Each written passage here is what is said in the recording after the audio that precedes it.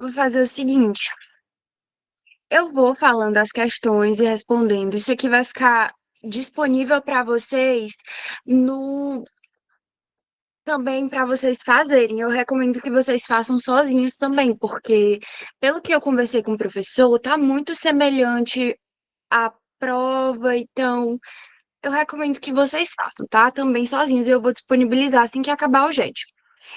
O que que eu vou fazer? Para ser uma coisa mais dinâmica, uma coisa mais rápida, eu vou respondendo, vou lendo, vou respondendo. Quem tiver alguma dúvida, só chamar, falar alguma coisa aqui que eu paro e aí eu tiro a dúvida. Porque se eu for ficar perguntando para vocês e pedindo para vocês responderem depois, acaba ficando um pouco mais lento. Muita gente não quer responder, muita gente ainda não começou a estudar porque tem outras provas. Então, eu vou fazer assim, para você. Ah, não, mas a prova é amanhã, né? Enfim, mas aí tem gente que vai fazer segunda chamada, não sei. Vou começar. Então vamos lá. Primeira questão.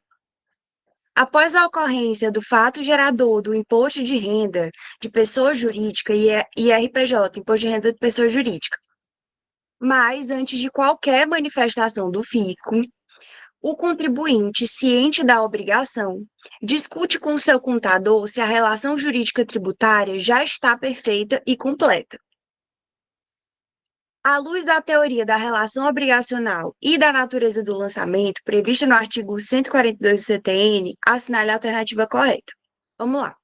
Aqui, gente, é para vocês saberem qual é a natureza jurídica do lançamento tributário. Se ele, ao momento em que é feito, está constituindo a obrigação, se ele está constituindo ali o fato gerador, se ele está constituindo o crédito, se ele está apenas declarando o que já é a obrigação que já foi, enfim, feita, né, constituída no fato gerador. Isso que é importante vocês saberem.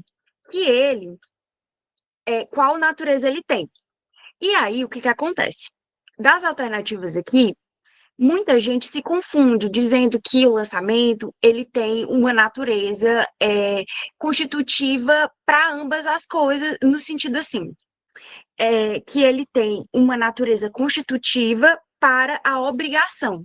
Gente, o lançamento, ele não constitui a obrigação tributária. O lançamento, ele constitui o crédito tributário.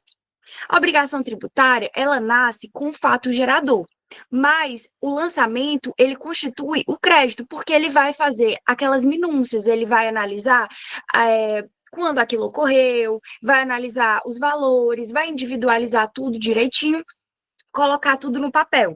Portanto, a alternativa que melhor fala sobre a natureza do crédito tributário, essa que fala que ele é, declara a existência de uma obrigação jurídica que já existe, decorrente do fato gerador, e, simultaneamente, constitui o crédito tributário, individualizando este.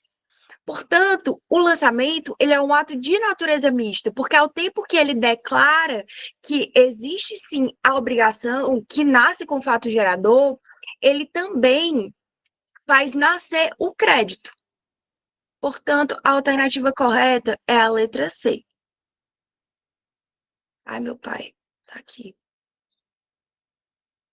Mas vocês têm um gabarito aqui embaixo, tá, gente? Ó, o gabarito tá bem aqui. Eu já pulando. E aqui tem as bases legais para vocês marcarem. Mesmo que vocês não possam levar o VAD, vocês conhecendo, lendo o VAD antes, sabendo que tem ali a ideia por trás dos artigos, vocês vão saber responder. Porque o que importa realmente é saber o que tem na ideia daquele artigo, sabe? E aí eu coloco aqui todos eles. E aí, vamos para a segunda questão. Se alguém tiver alguma dúvida, já sabe, só parar, falar alguma coisa aí que eu respondo. Segunda questão. Uma empresa, ao efetuar o pagamento mensal do ICMS, mediante preenchimento de documento próprio, questiona-se sobre a natureza jurídica do ato e os riscos inerentes. com base no artigo 150 do CTN e na sistemática do tributo, analise as assertivas. Aí a gente tem a primeira. O pagamento antecipado pelo contribuinte, sujeito à posterior homologação tácita ou expressa do fisco, caracteriza o lançamento por homologação. Segunda alternativa. Nessa modalidade, a obrigação tributária principal considera-se extinta no momento do pagamento, independente de posterior homologação. E a última, que diz: a ausência de pagamento no vencimento implica a imposição de multa e juros, independente de qualquer notificação ou lançamento prévio por parte do fisco. Gente, o que acontece aqui? Como vocês sabem, o ICMS é aquela tributação em cadeia, assim como o IPI, por exemplo. Esse tipo de tributação em cadeia, ele tem essa característica singular de você precisar pagar antes de você ser notificado e tudo pelo fisco. Por quê? Porque o fisco, posteriormente, ele vai só dar o check-in, opa, tá tudo certo aqui. É aquela modalidade de autolançamento, do lançamento de fato por homologação. E, de fato, quando a gente fala da homologação, que ela pode ser tanto tácita quanto ela pode ser expressa, é porque é o seguinte: quando a homologação ela é expressa, é quando o fisco analisa de fato o que o sujeito passivo declarou e tudo, que o contribuinte estava ali e tal, ele analisa, ele diz, opa, tá tudo ok aqui, ou não, ou ele diz, opa, isso aqui tá errado, enfim. Mas, quando ela é tácita, ele não analisou. Só que, depois do prazo prescricional para ele analisar, ou, perdão, depois do prazo decadencial, do prazo de 5 anos para ele analisar, depois desse prazo, contado da data, obviamente, que foi lançado, que o contribuinte fez o lançamento, certo? Depois de 5 anos, o fisco poderia ter feito a homologação. Só que ele não fez. Portanto, o que acontece? Como ele não fez a homologação, a homologação ela será considerada tácita. Por quê? Porque nessa modalidade, o próprio contribuinte já realizou um pagamento e o fisco ele só tem o dever realmente de fiscalizar, de analisar se aquilo ali está declarado de forma correta, se o pagamento foi feito de forma correta. E aí, gente, está aqui, ó, os dispositivos certinhos para vocês marcarem no CTN. O que acontece? No artigo 150 do CTN, que eu queria era abrir com vocês para vocês verem uma coisa. Esse artigo ele é muito importante, tá?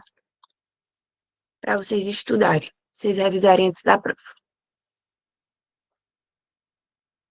Ele diz o seguinte: o lançamento por homologação, que ocorre quanto aos tributos cuja legislação atribua ao sujeito passivo o dever de antecipar o pagamento sem prévio exame da autoridade administrativa, opera-se pelo ato em que a referida autoridade, tomando conhecimento da atividade assim exercida pelo obrigado, expressamente o homologa. Aqui, no caput, ele está falando da hipótese de que eu fiz o meu lançamento, certo?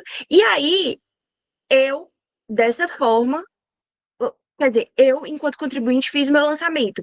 E aí, o que acontece? O fisco, ele vai lá, pega ele com esse exame do meu lançamento, da minha declaração, do meu pagamento, analisando tudo direitinho, vai homologar de forma expressa, certo? Só que aí, o que acontece? No parágrafo 4º, diz o seguinte: se a lei não fixar prazo à homologação, será ele de 5 anos, a contar da ocorrência do fato gerador, expirado esse, sem que a Fazenda Pública se tenha pronunciado, considerar-se-á homologado o lançamento e definitivamente extinto o crédito, salvo se comprovada a ocorrência de dolo, fraude ou simulação. O que acontece? Essa aqui é aquela hipótese que a gente sempre fala, que é quando o contribuinte tem um certo benefício em relação à Fazenda Pública, que é a hipótese de contar o prazo de contar o prazo a partir é, da ocorrência do fato gerador. Portanto, ocorreu o fato gerador, logo eu tenho que fazer o lançamento, né? Ocorreu esse fato gerador, eu lanço o meu tributo, mas eu começo a contar o prazo para a Fazenda Pública ficar ligada do momento em que ocorreu o fato gerador. Então, esses lançamentos, esses autolançamentos, e isso fiquem muito atentos, porque principalmente lançamento de em cadeia, IPI, ICMS, esse tipo de tributação, sempre vai ser assim, você sempre tem que antecipar esse pagamento. Mas, por exemplo, um tipo de lançamento que também é assim é o imposto de renda. É só você pensar que eu preciso declarar o meu imposto de renda. Muita gente tem um próprio contador para fazer isso. E aí depois o fisco vai analisar. Tanto que eu declaro, eu pago, eu digo que eu tenho ou não para, como é que eu posso dizer, considerar ali de tipo, eu posso descontar isso aqui porque eu paguei isso aqui, enfim. Então, ocorreu o fato gerador, eu passo a contar esse prazo. E aí, o que que acontece? Aqui, na segunda questão, ele estava dizendo justamente se considera extinta no momento do pagamento, independente de posterior homologação. A gente considera que a obrigação ela foi extinta. E detalhes, obviamente, eu preciso que o fisco ele homologue, mas caso ele não homologue, mesmo ele não homologando, a minha obrigação ela vai ser extinta, porque eu realizei o pagamento e o fisco pode decair daquele direito, certo? Agora, quando ele fala que a ausência de pagamento no vencimento implica a imposição de multa e juros, gente, aí aqui a gente vai olhar que, quando ele fala, considera-se homologado o lançamento, salvo se comprovada a ocorrência de dolo, fraude ou simulação. Olhem também para quando isso aqui começaria a contar.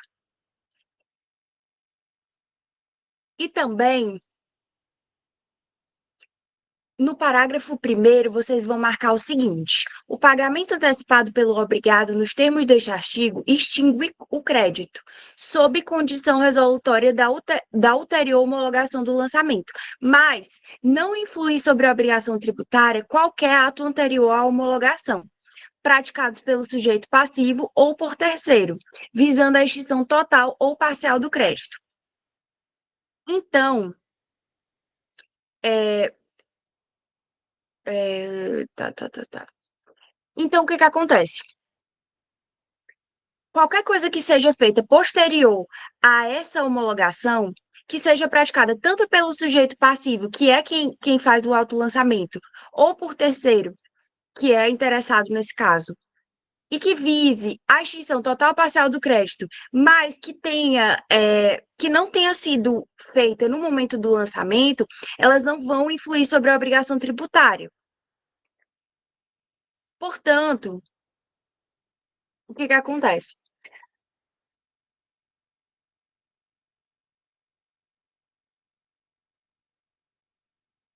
Com base nas assertivas aqui, só a 1 e a 3 estão corretas. Por quê? Porque essa aqui tem que levar em consideração o parágrafo 1º. E o parágrafo 1º, ele diz justamente para a gente o seguinte, ó, o pagamento antecipado pela obrigação nos termos deste artigo extingue o crédito sob condição resolutória da ulterior homologação do lançamento, mesmo que essa homologação, gente, seja tácita. Porque quando eu não tenho uma homologação expressa pelo fisco, eu tenho uma homologação tácita, que é quando ele perde aquele prazo, certo? E aí, se eu não tiver essa homologação, vai ser um dos casos que o 150, parágrafo 4º, fala que pode ter sido ou fraude, ou dolo, ou simulação. Portanto, não tem como eu dizer que essa obrigação está extinta. Logo, vai haver uma homologação, seja ela tácita ou não. Na terceira questão, é o seguinte, diz o seguinte, né? Em um processo de execução fiscal, o devedor alega sucessivamente 3 situações distintas. Primeiro, que ele foi beneficiado por uma moratória. Depois que o crédito dele foi remido. E depois que ele já efetuou o pagamento integral. Com base no CTN, qual dessas situações não se enquadra como uma causa de extinção do crédito tributário? E aqui, gente, uma coisa que eu dou de dica para vocês. Saibam muito bem o que é extinção do crédito tributário, o que é suspensão e o que é exclusão. Porque é uma pegadinha que, assim, muita gente cai. Muita gente cai mesmo.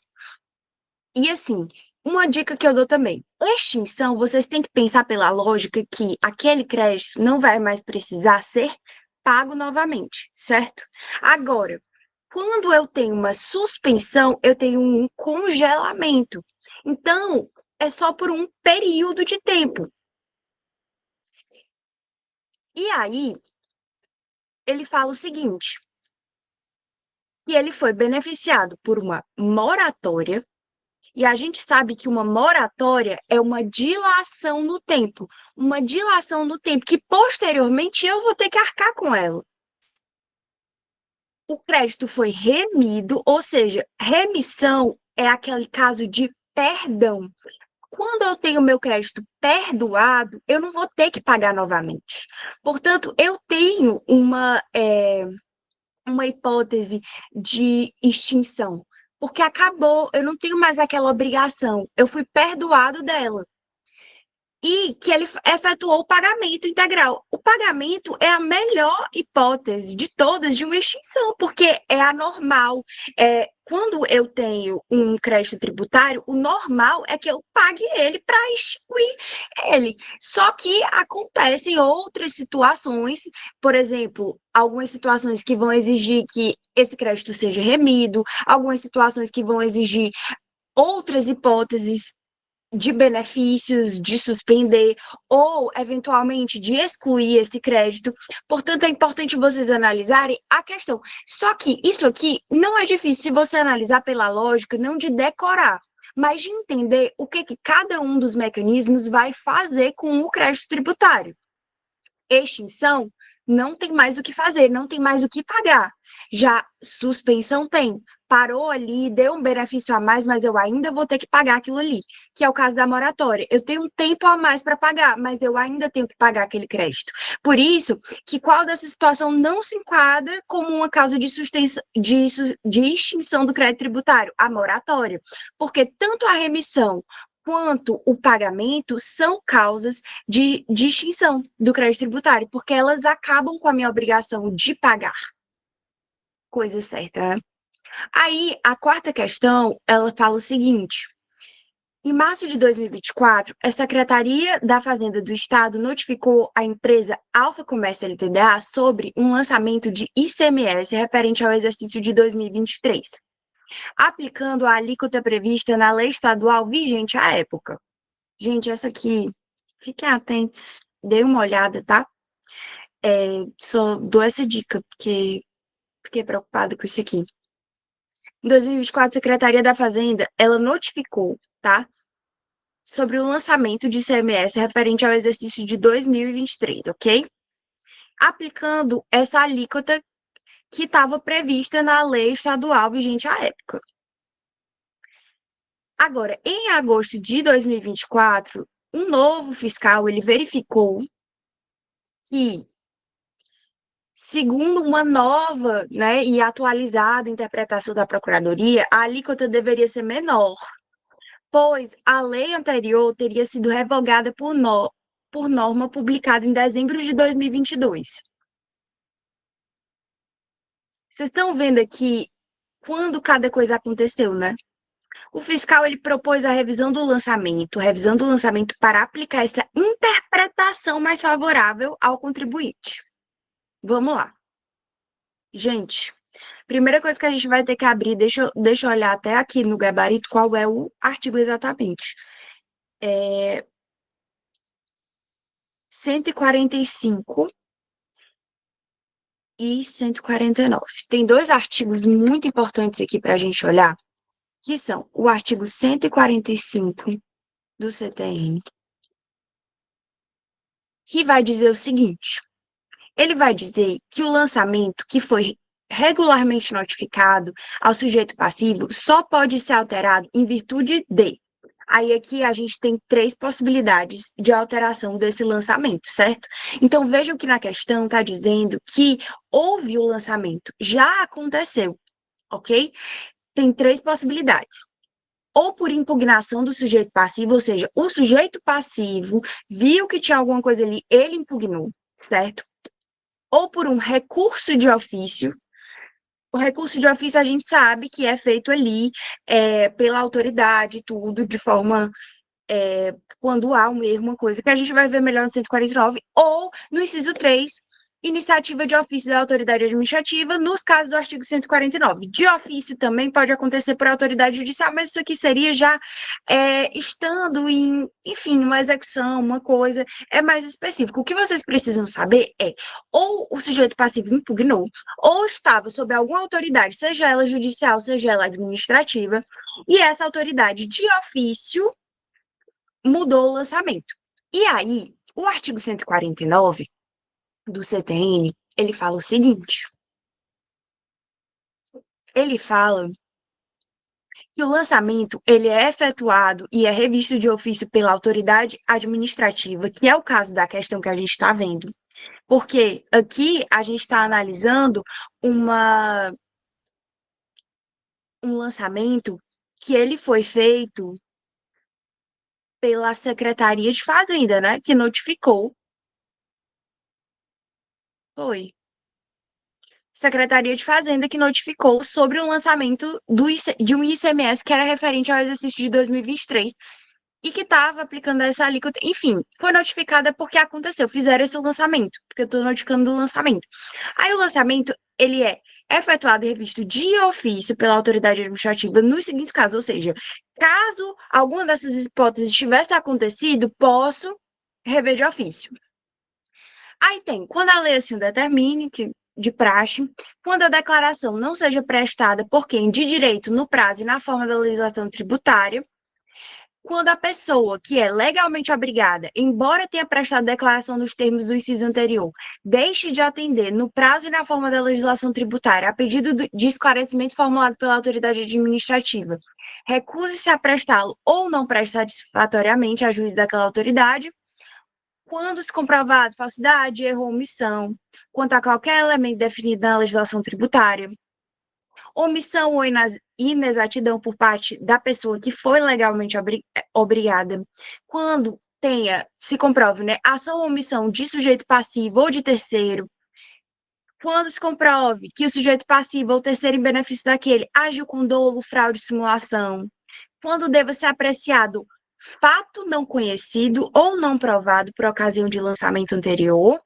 ou quando se comprove que no lançamento anterior ocorreu fraude ou falta funcional da autoridade que o efetuou, ou omissão pela mesma autoridade de ato ou formalidade essencial. E aí diz o seguinte, que a revisão do lançamento só pode ser iniciada enquanto não for extinto o direito da fazenda pública. O que acontece aqui?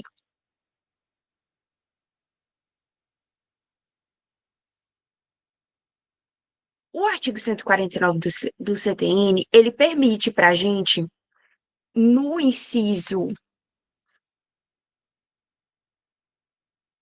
4, eu acho, essa revisão por erro de fato, fraude, omissão ou inexatidão. Mas não se fala nada sobre interpretação, hermenêutica, interpretação de uma aplicação de lei. Porque uma coisa, gente, é se eu tivesse uma lei e eu não tivesse aplicado ela. Outra coisa é, eu tenho uma interpretação mais favorável àquela lei. Não, se a interpretação mais favorável estivesse vigente naquele momento em que eu estivesse fazendo aquele lançamento, aí sim era uma coisa, era diferente. Mas, posteriormente ao que aconteceu, não se justificaria rever um lançamento. E por isso que é inviável. Só que o que acontece? Por que muita gente essa questão? Porque, primeiro, a gente vê essa hipótese do 149 que diz que quando deve ser apreciado fato não conhecido ou não provado por ocasião do lançamento anterior. Isso aqui é muito abrangente.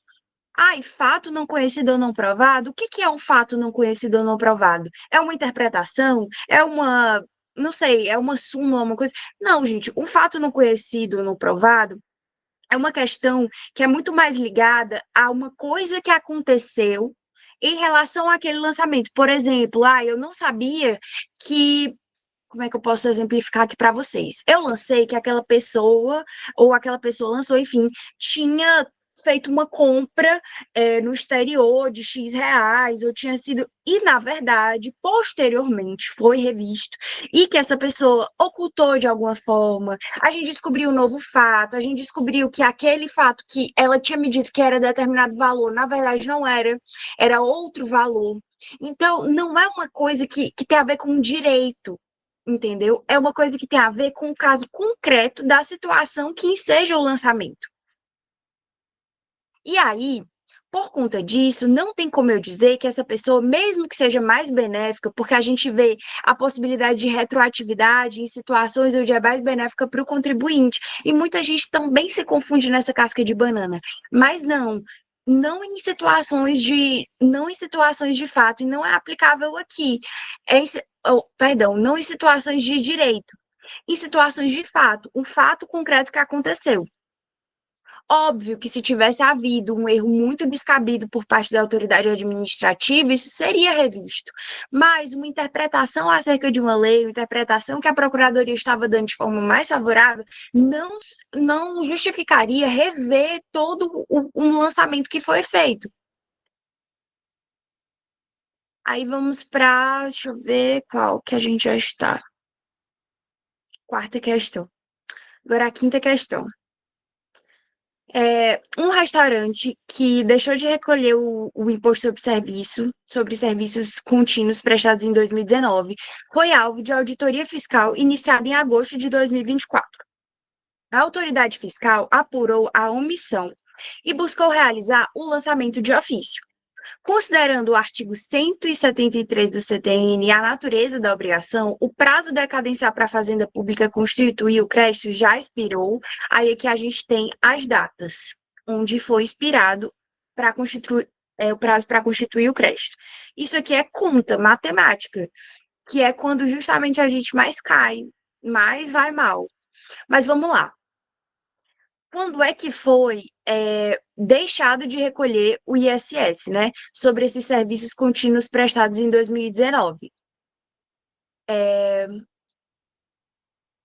Tá aqui, data 2019, auditoria fiscal iniciada em agosto de 2024.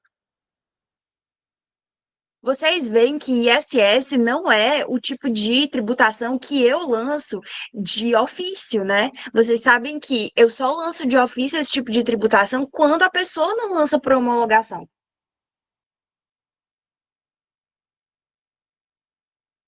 Portanto, o que acontece aqui?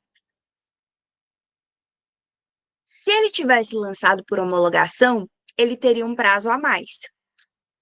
Na verdade, o prazo seria a favor dele. Só que não foi o caso dele lançar por homologação, porque não foi feito. O fisco só analisou isso de forma posterior. De forma posterior. Então, o que que acontece? O prazo, ele começa no dia do exercício seguinte ao fato gerador e termina após 5 anos. Por quê? No artigo 173, inciso 1 do CTN,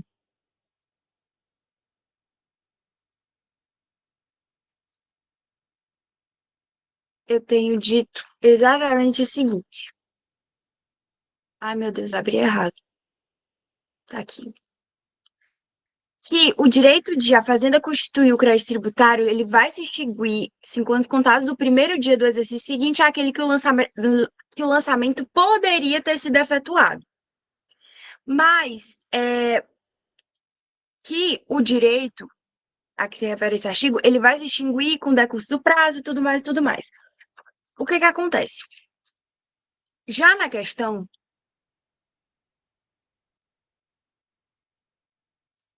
para facilitar, é dado que o prazo ele é contado pelo 173 do CTN.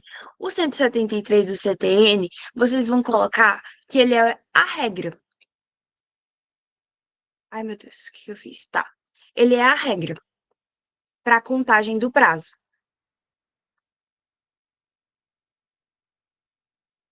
O que que acontece?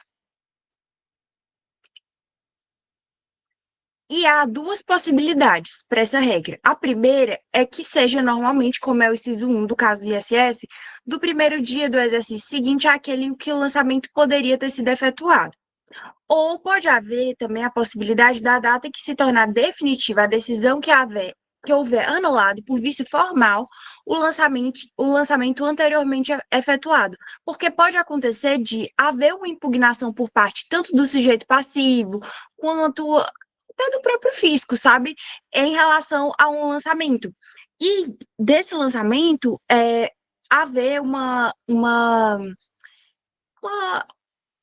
um recurso, uma coisa ali que vai ser decidida, certo?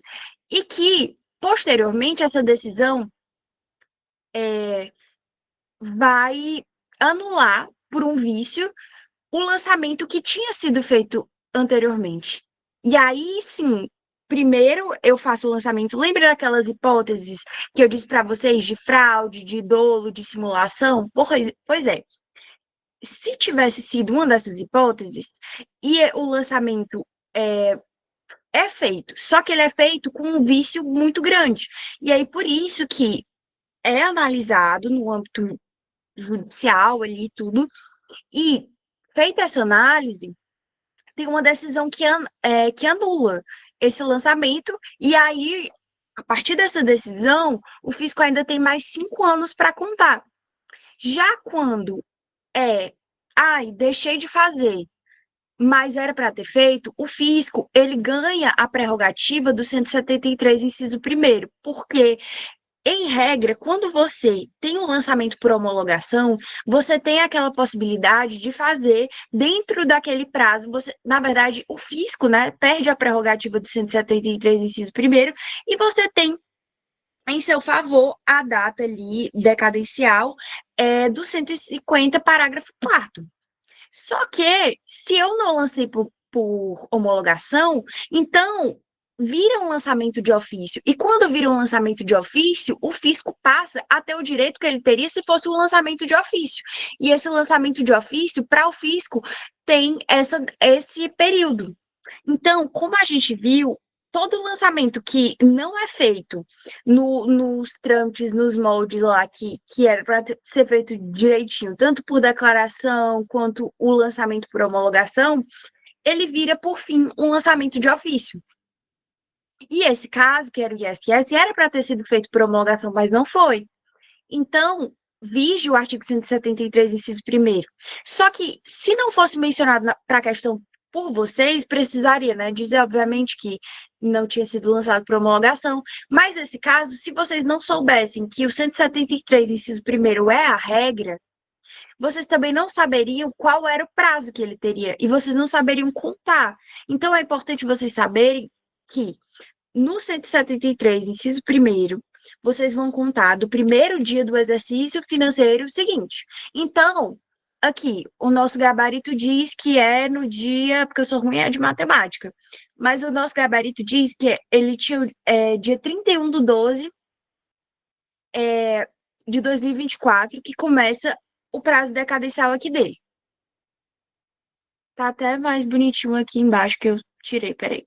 O prazo começa no primeiro dia do exercício seguinte ao fato gerador, 2020, porque o fato gerador ocorreu em 2019, e termina após 5 anos, que se dá em 31/12 de 2024. Tá bem melhor assim do que eu fazendo cálculo aqui. Aí, por isso que é esse aqui. Porque o prazo começa a contar em 2020. O fato gerador foi em 2019. Na sexta questão, fala o seguinte: a Fazenda Estadual constituiu o crédito tributário de ICMS contra a empresa Beta LTDA de forma definitiva em 10 de outubro de 2018. A execução fiscal foi ajuizada em 15 de setembro de 2023. 10 de outubro de 2018. calma com os prazos. E a execução fiscal foi ajuizada em 15 de setembro de 2023. O contribuinte foi citado válida e regularmente apenas em 5 de novembro de 2023. Com base no 174 e sua redação, isso aqui não vai estar exatamente dessa forma para vocês. Assinale a alternativa que avalia corretamente a prescrição. Mas o 174 dá para vocês saberem que fala sobre prescrição aqui, que fala que, enfim, é sobre prescrição. No 174, o prazo prescricional, como vocês sabem, gente, e a gente falou nos dias anteriores, prescrição e decadência, a grande diferença de prescrição e decadência é justamente essa. A decadência, ela é a data e é o período que o fisco teria para fazer o lançamento. Já a prescrição, o lançamento já foi feito, mas o fisco não ajuizou a execução fiscal. O fisco não fez os atos de cobrança, certo? Então, prescrição é o período que ele tem para cobrar o que ele lançou, mas ele lançou. Agora, decadência não, ele sequer lançou. Tem duas diferenças bem grandes aqui. Não é que nem no direito civil, que é aquela coisa muito abstrata. No direito tributário é muito claro, decadência e prescrição. Aí, no artigo 174, ele fala o seguinte, que a ação para cobrança do crédito tributário, ela prescreve em 5 anos, contados da data da sua constituição definitiva.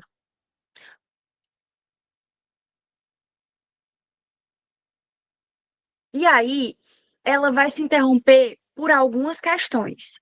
Primeiro, pelo despacho do juiz, que pode ordenar a execução fiscal, que aí você vai ter recebido ali o coisa de execução fiscal e já não é mais uma questão. O fisco já fez o trabalho dele. O que aqui é analisado é se o fisco está ou não inerte.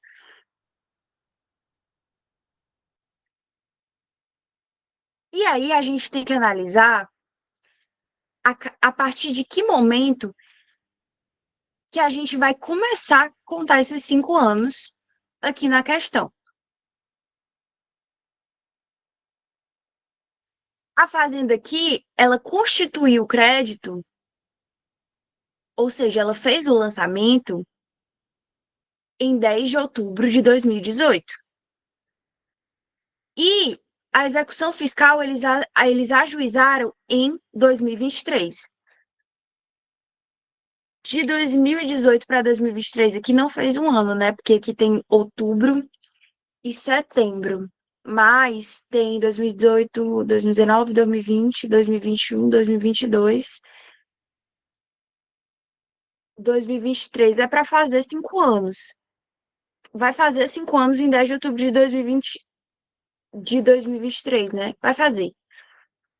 E ele foi citado em 5 de novembro, que é posteriormente aqui a essa data. Só que ajuizaram antes, né?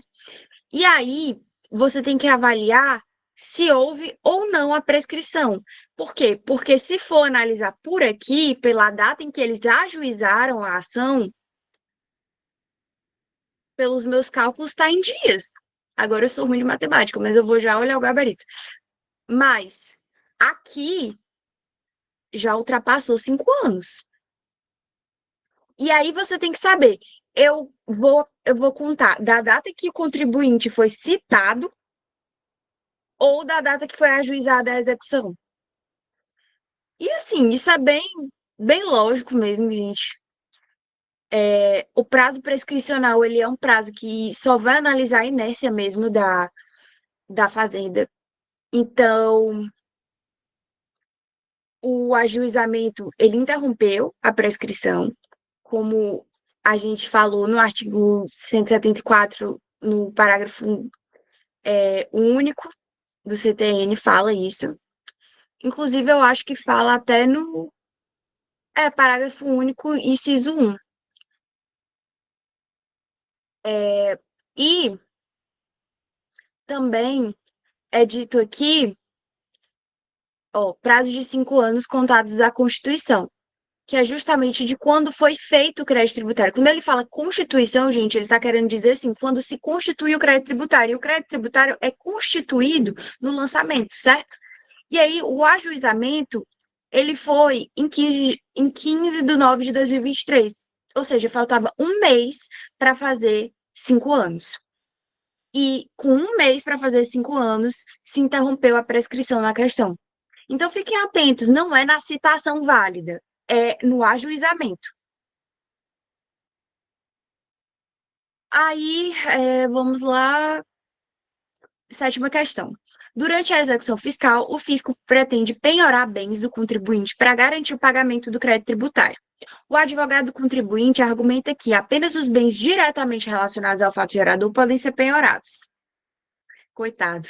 À luz do artigo 184 do CTN, assinale a alternativa correta. Gente, pelo amor de Deus, tudo pode ser penhorado pelo fisco. O fisco pode penhorar tudo seu. Ele só não pode penhorar o que é absolutamente impenhorável, que está no 833 do CPC. Mas fora isso, o fisco pode penhorar tudo seu. A pior execução que você pode sofrer na sua vida é uma execução fiscal. Então, assim, essa tese jurídica do cara de falar que só pode penhorar bens diretamente relacionados ao fato gerador, tem nada a ver, tá?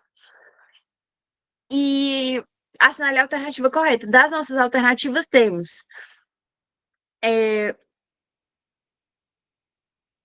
aqui, ó, letra B, bem certinha. Todos os bens e rendas do sujeito passivo respondem pelo crédito tributário, inclusive aqueles gravados por ônus reais ou cláusulas restritivas, aquelas cláusulas de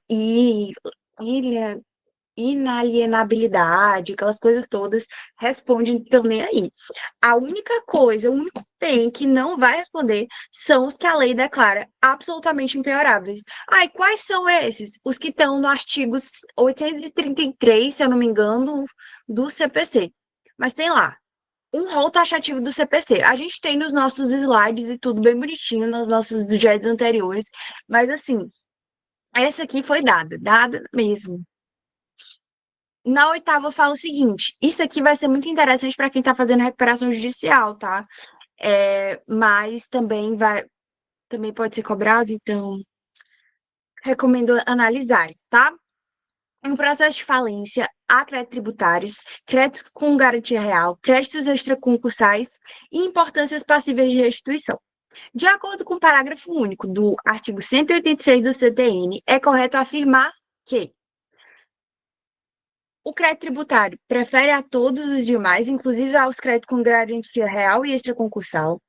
O crédito tributário não prefere aos créditos extraconcursais nem às importâncias passíveis de restituição, mas mantém preferência sobre os créditos com garantia real, independente do valor do bem gravado.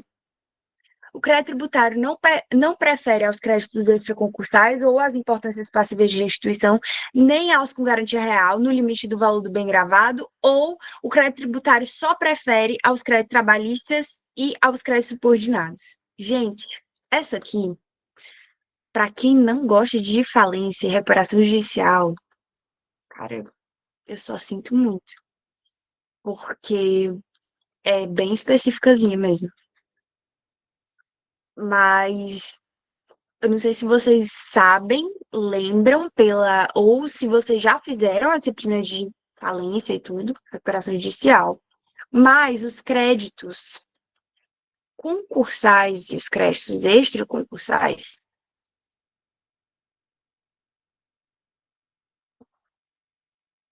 eles são os seguintes: os extraconcursais, eles são os que surgem depois do pedido de recuperação judicial, e aí eles vão ser pagos por fora daquela negociação.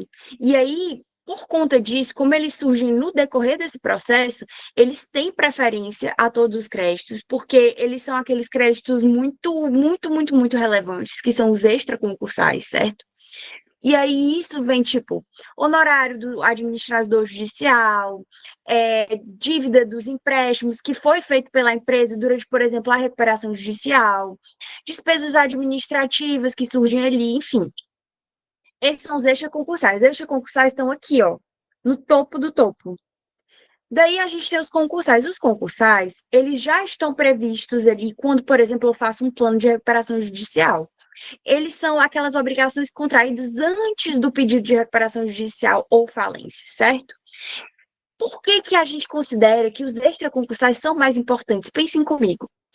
Eu não sabia que eu estava falido, eu não sabia que eu estava em recuperação judicial até que eu entrasse, enfim, e tal. Então, os créditos que eu assumi até ali, a gente considera que, ok, eu estava tentando, ok, salvar meu negócio, eu estava tentando levar as coisas, certo? Mas os extraconcursais, eu já adentrei num processo de recuperação judicial, eu já estou falindo. Então, eu só posso assumir aqueles créditos que realmente sejam prioritários para mim e que eu vá logo poder pagar, poder solver, certo? E aí, o que que acontece? Os créditos tributários, aqui, primeira coisa, gente, eu não conheço um crédito que prefira que prefira o crédito trabalhista. Gente, pelo amor de Deus, a pessoa trabalhou para você, você está falindo, você tem que pagar aquela pessoa. Então, o que que vai acontecer? No 184, ou, perdão, no 186,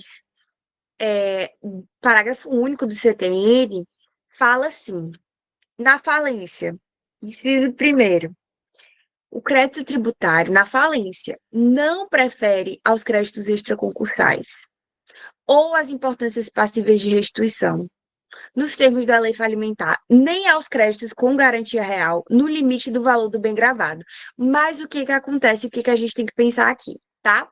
Porque tem duas possibilidades aqui também, e que na questão foi esse caso, mas que poderia não ser. Gente, existe o crédito tributário que ele é esse que eu assumi antes de falir, e aí, de fato, ele não vai preferir. Mas tem o crédito tributário que eu assumo depois que eu fali. E o depois que eu fali, o fato gerador, tenho que analisar ali quando está o fato gerador. Se ele foi posterior, ele é extraconcursal. Então, aqui, você tem que analisar bem direitinho, tá? O momento também.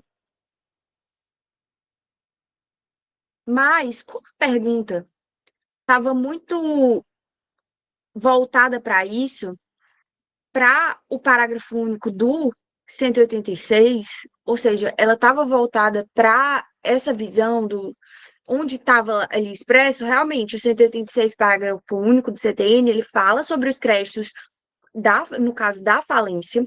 E no caso da falência, quando eu estou nesse processo de falência, eu analiso o crédito tributário ali como uma coisa que eu posso pagar depois. Por que que a Fazenda Pública age dessa forma? Porque a gente tem aqueles princípios da preservação da empresa, aquela coisa toda. Então, é importante que você pague primeiro as coisas que sejam prioritárias para você, que sejam prioritárias para a economia continuar girando e toda aquela coisa, e aí depois você pode colocar o crédito para lá. Mas se você assumir uma dívida tributária ali no correr do processo, você tem que arcar com essa dívida, porque é um crédito extra concursal. Então, analisem sempre o fato gerador. Isso, na verdade, é bem mais cobrado por parte de recuperação judicial do que por parte de tributário. Mas o professor Fernando disse que era importante eu dar uma olhada com vocês, por isso que eu trouxe uma questão que dava para analisar um pouco de tudo. Então, ele diz o quê? Que não prefere a nenhum desses aqui, ó. No caso do parágrafo único, tá? Do 186 do CTN, que é um caso específico, que fala da falência.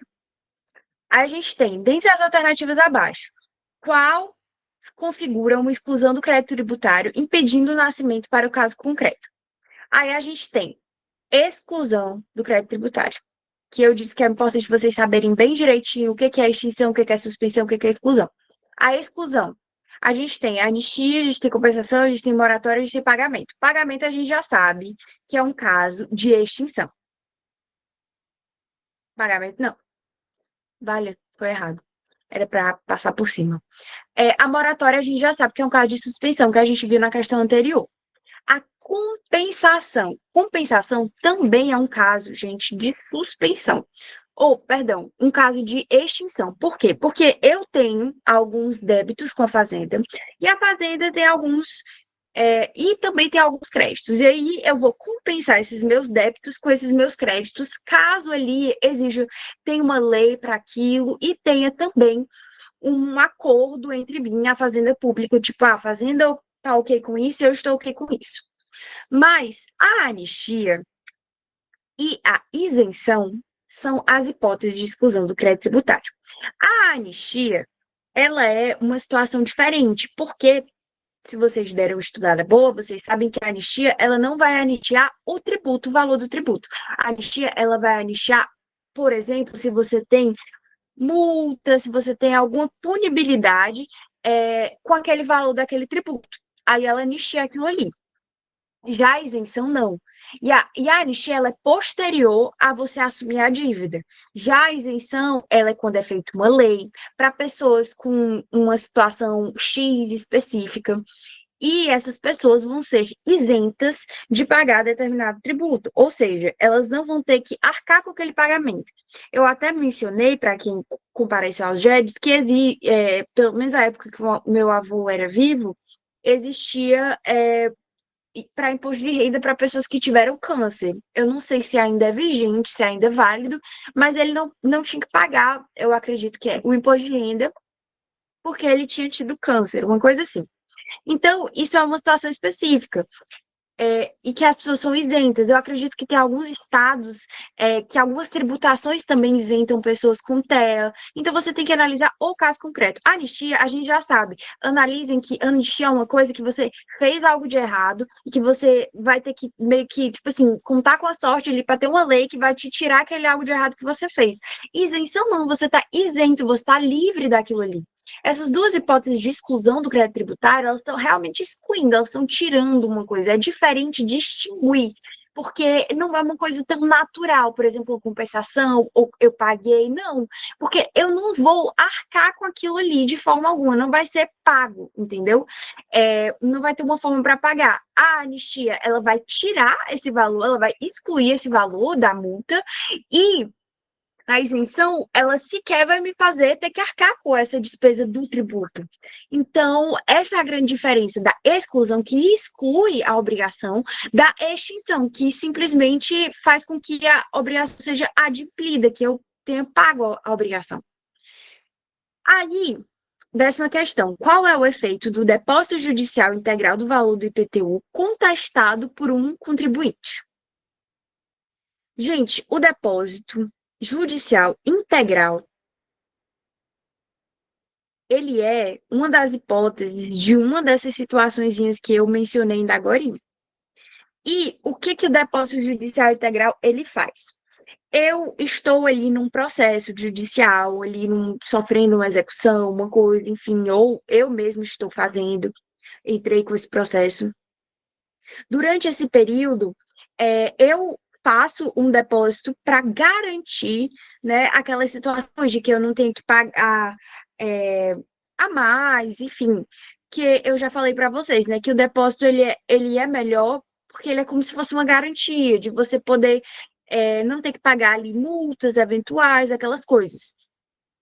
E aí, o depósito é essa garantia que eu pago no início do processo judicial. E ele vai ser decidido posteriormente se ele vai para mim ou se vai para aquela pessoa. Portanto, eu não tenho certeza se eu vou ter que pagar ou não. Mas eu tenho a chance de ter que pagar. Então, a gente entende que aquela minha cobrança, ela está suspensa por aquele momento em que a ação está correndo, certo? E no momento que eu fiz o depósito, eu só garanti que, se precisar, tem ali o valor que depois vai virar receita ou depois volta para mim. Então, isso é uma hipótese de suspensão da exigibilidade, porque nesse momento em que o depósito está ali e que o caso está sendo analisado judicialmente, eles não podem entrar com execução fiscal contra mim em relação ao mesmo caso, mas isso não diz que a minha obrigação foi adimplida, porque não foi, porque o caso está ali sendo examinado judicialmente e muito menos que foi exclusa, certo? Então, ela é um caso clássico de suspensão. Aqui fala, de acordo com o 149 do CTN, o lançamento de ofício, embora não seja a regra para todos os tributos, pode ser utilizado. Aí que fala, apenas para tributos cuja lei define expressamente o lançamento, Não, a gente já viu isso aqui. Estava falando dessa questão do lançamento de ofício. Quando ele vai suprir alguma omissão na declaração do contribuinte, quando ele vai corrigir um erro quanto a alguma matéria de fato, elemento definido em lei, caso de fraude, em vários casos específicos eu posso lançar de ofício, certo?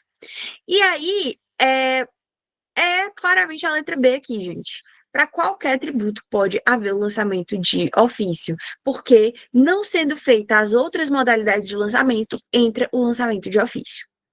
Aí, a 12ª. Em um tributo sujeito a lançamento por homologação, como o ICMS, se o contribuinte realiza o fato gerador em janeiro de 2020 e efetua o pagamento em fevereiro de 2020. Eita, aqui, meu Deus. Eita, o que eu fiz? Fevereiro de 2020. Mas deixa de apresentar a declaração acessória obrigatória quando se inicia o prazo decadencial para a fazenda homologar ou lançar de ofício. Gente, a gente sabe que existe a obrigação acessória e a obrigação principal. Eu paguei, eu fiz a minha obrigação principal. Isso não significa que eu tenha feito a minha obrigação acessória. E a obrigação acessória, ela não deixa de ter que ser cumprida. E o fisco tem que suprir ali, se eu não fiz, o fisco tem que fazer da mesma forma que seria a principal. Então, o prazo não vai ser a prerrogativa do 150, parágrafo 4º. Por quê? Porque eu não fiz, eu deixei de fazer, eu não fiz a obrigação acessória. Então, quem vai ter que fazer? O fisco, como de ofício. Então, vai ser aquele prazozinho que a gente conversou, que vai se iniciar em 2021. Ó, porque que fala? Quando se inicia o prazo decadencial. Aqui não está falando quando termina, está falando quando inicia o prazo decadencial. E o prazo decadencial, nesse caso, quando a fazenda precisa homologar, ou quando ela precisa lançar de ofício, que é o caso, já que eu não fiz a minha obrigação acessória, eu não, por exemplo, não declarei o meu. Enfim, tem várias hipóteses que podem ter acontecido aqui. A fazenda precisa agir e a fazenda vai ter o prazo extra para agir, porque eu deveria ter feito e eu não fiz. Então, ela vai ter o prazo do 173, né? Inciso primeiro, nesse caso, porque que não é uma lide, não é nada disso. E vai se iniciar no ano, no primeiro dia do exercício financeiro seguinte, que é o 1º de janeiro de 2021 aqui. E aí, a décima. Gente, só falta mais três, tá? Eu sei que tá longo, eu também não gosto de dia de longo, é porque são duas provas, então. Quer dizer, porque são AV. Quer dizer, primeira e segunda chamada, eu tentei abarcar questões que davam para as duas. Aí tem aqui, um contribuinte visando evitar a execução fiscal, protocola um pedido de parcelamento administrativo. Então, ele pediu uma hipótese, parcelamento, a gente sabe que parcelamento é uma hipótese de suspensão, no qual reconhece expressamente o débito. Ele está reconhecendo o débito, gente. Pelo amor de Deus. E se compromete a quitá-lo. Qual o efeito desse ato? Aí aqui eu tenho várias opções, não vou me estender lendo, mas basicamente esse ato dele, quando ele reconhece esse crédito, ele está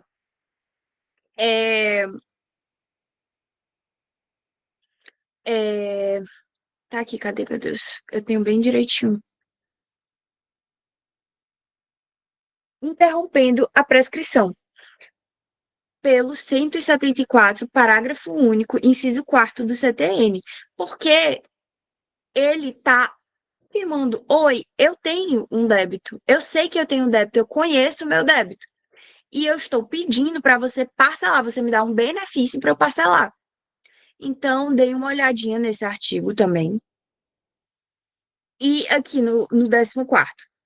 De acordo com o CTN, as multas tributárias, quando concorrem com outros créditos na falência, aí tem a mesma precedência do crédito tributário principal, são consideradas créditos quirografários, prefere apenas aos créditos trabalhistas ou prefere apenas aos subordinados? Gente, elas preferem apenas aos subordinados, tá? Isso aqui está disposto no artigo 186 do CTN, que fala que na falência as multas tributárias preferem apenas aos créditos subordinados, que é aquele último do último, aí ela tá lá, um pouquinho acima.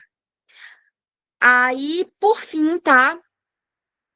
15º. A regra do 184 do CTN estabelece que a responsabilidade de todo o patrimônio do sujeito passivo pelo crédito tributário é uma expressão direta de qual princípio geral do direito. Gente, isso aqui é fácil, tá?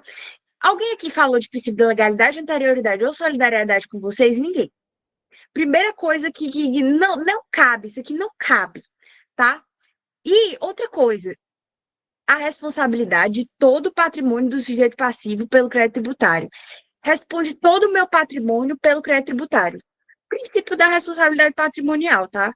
Gente, não tinha como. Todo mundo sabe o que que é solidariedade, o que que é anterioridade, o que que é legalidade em tributário 2. Não era, mesmo que vocês não soubessem isso aqui, porque a gente nunca frisa muito questões principiológicas, existe o princípio da responsabilidade patrimonial, e esse princípio, ele está ali para dizer justamente que todo o seu patrimônio responde pelo crédito tributário, que é aquela coisa que a gente falou do início, da penhora, que todos os seus bens podem ser penhorados, com exceção dos absolutamente impenhoráveis. Tem um nome para isso, que é o princípio da responsabilidade patrimonial, apenas, tá? Mas é só isso, tá, gente? Acabou. Eu sei que foi grande. Por favor, coloquem seus nomes para eu dar o meio ponto. E é isso. Botem nome e matrícula e aí podem ir.